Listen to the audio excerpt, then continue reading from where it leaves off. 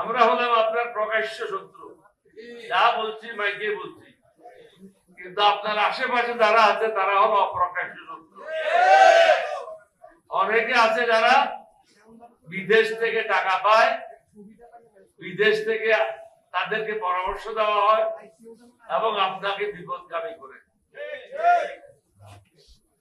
আপনার প্রথম এবং প্রধান কাজ হচ্ছে বাংলাদেশে যারা বিদেশি গুপ্তচর আছে তাদেরকে বের করা।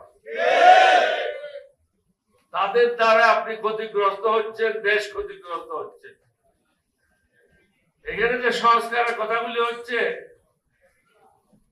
আমার মনে হয় বেগম জিয়ার ছেলে হিসেবে, শহীদ রাষ্ট্রপতি জিয়ার ছেলে হিসেবে এটা উদ্যোগ নিয়ে আপনার করা উচিত। আপনি ইতিহাসের একজন নেতা হয়ে থাকেন, এটার আপনার ক্ষতি হওয়ার কিছু নাই। শুধু একটা জায়গায় আপনার অসুবিধা হতে পারে যে আপনি প্রধানমন্ত্রী থাকলে দলের প্রধান থাকতে পারবেন না।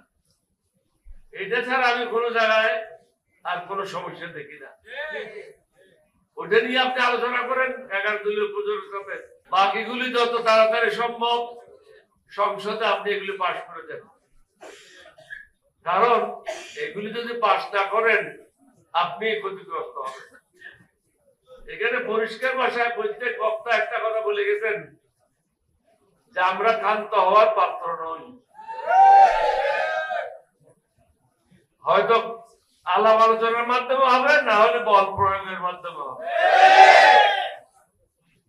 আলাপ আলোচনার মাধ্যমে শেষ করাটা বাঞ্ছনীয়, কারণ আপনার অনেকগুলি সমস্যা আছে। যেমন আপনার দেশের আইন শৃঙ্খলা ভালো না,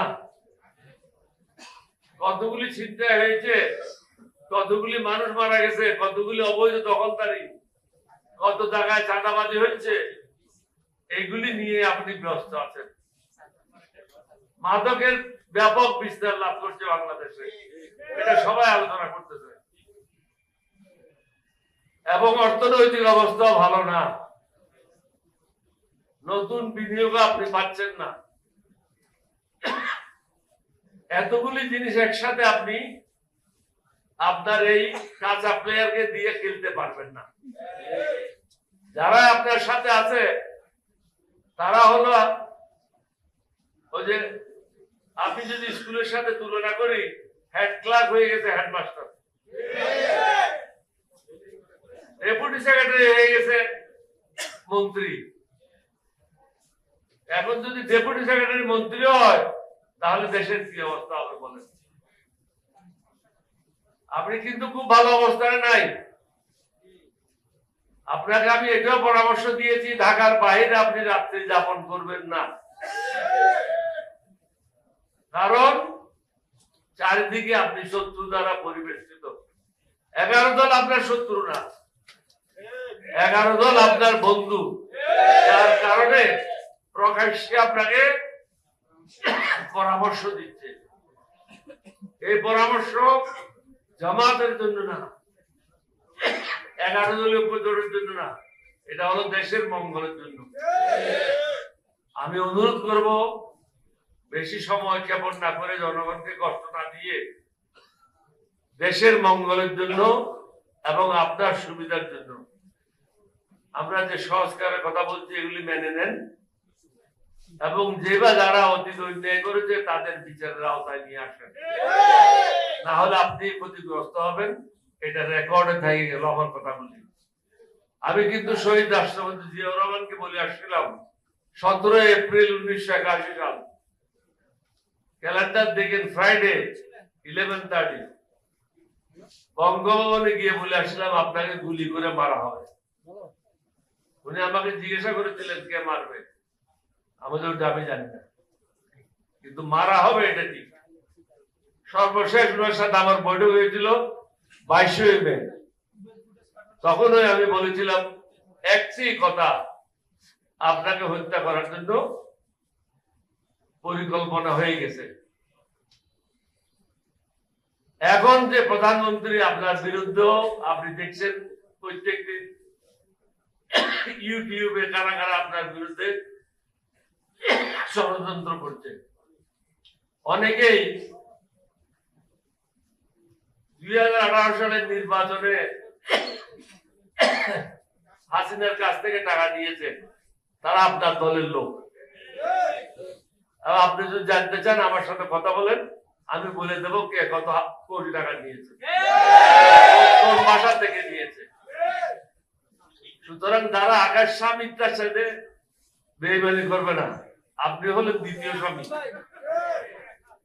তারা প্রথম স্বামীর সাথে বেইমানি করবে না। আপনাকে সতর্ক থাকতে হবে এবং আমরা যেতে চাই, পুরা জাতি যেতে চায়, সেটা আপনাকে অবশ্যই করতে হবে। এটা না করলে আমরা আপনাকে বল প্রয়োগ করে এটা করার জন্য ব্যবস্থা গ্রহণ করব। সুতরাং এখন এটা আপনার বলটা আপনার কোর্টে, এটা আপনি কিভাবে করবেন এটা আপনার সিদ্ধান্ত নেন। অর্থনৈতিক অবস্থা ভালো না, আইন শৃঙ্খলার অবস্থা ভালো না, শিক্ষার পরিবেশ ঠিক নেই, স্বাস্থ্য সেবা ভঙ্গুর, চারিদিকে হাহাকার, গরিব মানুষেরা তাদের নিত্য প্রয়োজনীয় দ্রব্যমূল্যের ঊর্ধ্বগতির কারণে সুন্দরভাবে জীবিকা নির্বাহ করতে পারছে না। কিছু লোক আমাকে বলেছে আজকে একটা কথা বলার জন্য, সেটা হলো পেনশন। কত বড় অন্যায় কাজ!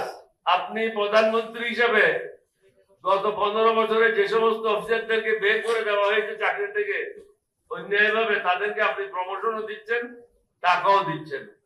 কিন্তু একটা বিষয় আপনি দেখেন নাই, হাসিনার আমলে বা এর আগে যারা 100% পেনশন বিক্রি করে ঘরবাড়ি করেছে, আগের গুছাইছে, তাদেরকে পুনরায় 100% পেনশন দেওয়া হয়েছে। এটা চরম অন্যায়। অথচ তারা